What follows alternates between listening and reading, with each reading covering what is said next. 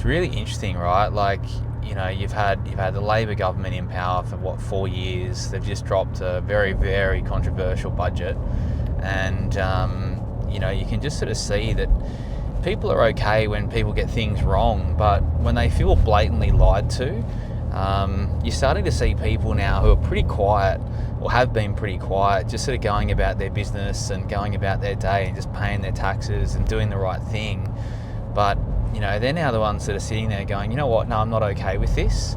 You're seeing people from like mainstream media, like, Channel 7, Channel 9, like, breakfast radio hosts, really, really, asking some very hard questions of the people in charge that have been making these calls. It certainly doesn't make Australia feel as, opportunistic or as prosperous as what it once was. I mean, everything's pretty tight, everyone's tightening up.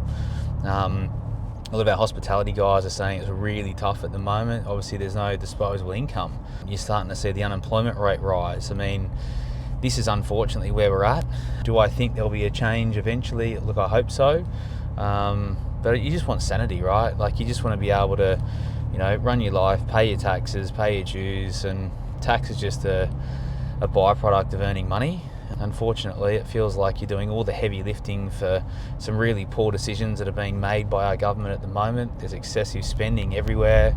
I don't know of any other business in this country that spends more than it earns and then still stays afloat. I mean, that by definition is administration, right? It just sort of feels a bit like, what's good for them is good for them, but we're the ones who are made to feel poorer and suffer more for those decisions that are being made. I think that's probably the hardest thing at the moment, to see that happening, and to see what beautiful country we have just be sort of ravaged and torn apart by people that have never really had to work that hard day's work in their lives. We're in an interesting environment right now, and I think everyone's sort of feeling very uncertain.